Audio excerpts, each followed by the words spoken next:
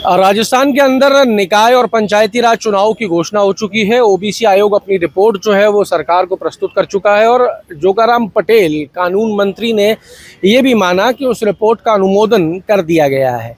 अब विषय यहाँ पे राजस्थान के अंदर जो खड़ा हो रहा है, ओबीसी आयोग की रिपोर्ट को सार्वजनिक करने की मांग की जा रही है और खासतौर से गुर्जर समाज इस मांग को लेकर अपनी बात रख रहा है। हमारे साथ में अखिल भारतीय गुर्जर महासभा के राष्ट्रीय संगठन महामंत्री बच्चू सिंह जी बैसला हैं, महिला प्रदेश अध्यक्ष हैं सुमन जी, और हमारे साथ में प्रदेश अध्यक्ष राम प्रसाद जी मौजूद हैं। ये क्या विषय रख रहे हैं और क्यों इनको ये आवश्यकता पड़ रही है कि ये ओबीसी आयोग की रिपोर्ट को सार्वजनिक करने की मांग रख रहे हैं, ये इनसे जान लेते हैं। साहब, क्या आवश्यकता पड़ गई जो ओबीसी आयोग की रिपोर्ट को आप चाहते हो सार्वजनिक किया जाए?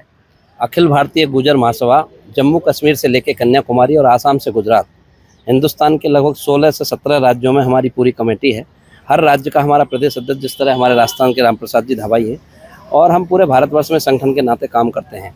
मैं संगठन महासचिव के नाते आपको प्रकाश डालना चाहता हूं। आज के जो ज्वलंत मुद्दा, एक तो ओबीसी कमीशन ने जो रिपोर्ट पेश की है, हमारी जो संख्या है, एक तरफ बोलते हैं 9% की आबादी है अनुमानित, और 9% की आबादी का मतलब है कि राजस्थान की 8 करोड़ जनता है। 8 करोड़ में हम 9%, लगभग 85 लाख के आसपास। हाँ, 90-85 लाख की संख्या है। और वो एक तरफ वो अपना लिख रहे हैं कि 32 लाख गुर्जर समाज की संख्या है। तो क्या ये सही है? ये केवल मेरे समाज के लिए नहीं, जिसकी भी इस तरह की अगर उन्होंने जल्दबाजी में वो रिपोर्ट बनाई है, तो या तो वो एक जान मान के इस तरह की बात फैलाना चाहते हैं कि हमारी कम्युनिटी को कम प्रतिनिधित्व देना चाहते हैं आने वाले चुनावों में, राजनीतिक जो पार्टी हैं। और उसके बाद में दूसरा विषय ये है कि क्या ऐसे अयोग्य लोग बैठे हैं ओबीसी कमीशन में जिन्होंने इस तरह की रिपोर्ट बनाई है? मैं उन पर भी प्रश्न चिन्ह लगने वाला विषय है। और इसी तरह का ज्वलंत मुद्दा पन्ना धाय का है। हमारे लोगों को क्या इनकम के लिए भी आंदोलन करना पड़ेगा, प्रेस कॉन्फ्रेंस करनी पड़ेगी, जैसा कि आज हमने प्रेस कॉन्फ्रेंस करके माध्यम से ये बात विषय बताया है कि भाई हमको पन्ना धाय माता का भारत नारी रत्न की पुस्तक प्रकाशित हुई है 2022 में। उसमें पृष्ठ 8 पर 22 नंबर पेज पे, उसके अंदर पृष्ठ पे ये जो है पन्ना धाय को खिची राजपूत बताया गया। क्या भारत की सरकार के बड़े बड़े कानून मंत्री, बड़े बड़े देश के मंत्री और देश के रक्षा मंत्री राजनाथ सिंह जी वहाँ आके पन्ना धाय माता गुजरी के नाम से उनका पैनोरमा उद्घाटन हुए, चाहे वो कैमरी का पैनोरमा हो जो वसुंधरा सरकार ने बनाया, चाहे वो कांग्रेस में पांडोली में जो है चित्तौड़ के अंदर में पैनोरमा बनाया है। तो वो सारी विषयों में जो पन्ना धाय को जो क्लियर है, और उसके बावजूद क्या इतने लोगों की नज़र किसी की जा नहीं रही, उनके कानों में ये पता नहीं कि क्या क्या विषय कर रहे हैं।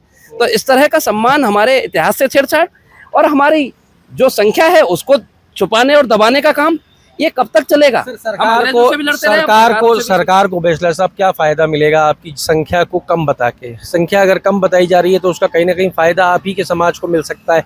ओबीसी के अंदर आपको ज्यादा आरक्षण, सरकार को क्या फायदा मिल रहा है? मैं आपको वही कह रहा हूँ कि संख्या कम बताने का मतलब यह है कि आपको कम आंकना, आपको राजनीतिक में प्रतिनिधित्व कम देना, आपकी संख्या आपके लोगों को आगे बढ़ने के लिए कि आपकी तो इतनी सी संख्या है, उसके हिसाब से ठीक है आपका अनुपात जो चल रहा है। आज किसी भी मोर्चे का प्रदेश का अध्यक्ष है गुर्जर, ये छोटे छोटे पद प्रवक्ता के और मंत्री के पद लेके नहीं खुश करते हैं गुर्जर को? क्या इसी के लिए बने क्या? ये राजनीतिक दलों को सोचना पड़ेगा, नहीं आने वाले दिनों में इनको बहुत खौमियाजा भुगतना पड़ेगा इस बात के लिए। और मैं जुनूनी कार्यकर्ता के रूप में 2002 से मैं इस संस्था में काम करता हूँ, एज ए राष्ट्रीय सचिव काम किया था। आज मैं राष्ट्रीय संगठन महामंत्री के नाते पूरे भारत का संरचना और संगठन की संरचना और कोऑर्डिनेशन का जिम्मेदारी मेरे पास है। और जब राजस्थान की धरती पर 28 जनवरी 2023 को जब राजस्थान की जो भजनलाल सरकार जो आज बनी है, इस सरकार को बनाने के लिए अहम नींव की ईंट का पत्थर का साबित हुआ था जब भारत के प्रधानमंत्री मालाश्री डूंगरी में धार्मिक सभा का आयोजन करती है। वही संस्कृति मंत्रालय भारत सरकार, जो संस्कृति मंत्रालय पन्ना धाय की जाति को छुपा रहा है, वही संस्कृति मंत्रालय धार्मिक सभा करता है जिसमें प्रधानमंत्री चीफ गेस्ट बन के आते हैं। कहाँ तक सही है ये बात? जब वो इस समाज के इतिहास को इसको जानते हैं तो ऐसा क्यों इसको दबाया जा रहा है? कि सूचना प्रसारण मंत्रालय हो या संस्कृति मंत्रालय का विषय है, ये जो पुस्तक में नाम जाति को छुपाया गया है या गुर्जर को खिची राजपूत बताया गया, तो संस्कृति मंत्रालय के ध्यान में नहीं है और ये सूचना प्रसारण मंत्रालय नहीं है। जब भारत के प्रधानमंत्री एक तरफ तो मंच साझा कर रहे हैं, क्यों? क्योंकि उस समाज के वोट बैंक का कमल के फूल पर चाहिए कि आपका भगवान भी देवनारायण कमल के फूल पर अवतरित हुआ है और हमारी तो पार्टी कमल की है। ये बात उन्होंने क्या भाषणों तक सीमित है? इस बात से समाज में रोष है। और ना केवल राजस्थान में, कल मेरे मथुरा के जिला अध्यक्ष ने डीएम के नाम प्रधानमंत्री को ज्ञापन दिया है। कल गौतम बुद्ध नगर के जिला अध्यक्ष ने जो है वहाँ पे हमारे गौतम बुद्ध ने डीएम को प्रधानमंत्री के नाम ज्ञापन दिया है। राजस्थान के विभिन्न जिलों से ज्ञापन जा रहा है। इतने सारे विषय हो गए, क्या हमको ये चीज़ों के लिए भी संघर्ष करना पड़ेगा? इसके लिए भी हमको रोड पर आना पड़ेगा, आवाज़ उठानी पड़ेगी। जो चीज़ें जो दुनिया जानती है, जिनको राजस्थान के राज्यपाल जी महोदय हो, चाहे मुख्यमंत्री हो, चाहे देश के प्रधानमंत्री हो, राष्ट्रपति हो, सब आते हैं। राष्ट्रपति कभी किसी भी समय कोई रहे, वो सब पन्ना धाय की जाति को जानते हैं कि पन्ना धाय का जैसा इतिहास, कि अपने बेटे को बलिदान देकर के दूसरे के माँ से पेट से जन्मे बच्चे को बचाने के लिए बलिदान दिया, इस इतिहास में उसके जैसा कोई उदाहरण नहीं है इस देश में, जिसने अपने पेट के अपनी कोख से जन्मे हुए बेटे को बलिदान किया था। और इनके लिए क्या सरकारों के दिमाग नहीं है, या सरकारों में बैठे लोगों के पास ध्यान नहीं है कि ये क्या हो रहा है? क्या इसके लिए भी हमको आंदोलन करने पड़ेंगे, संघर्ष करने पड़ेंगे, प्रेस करके बताने पड़ेंगे?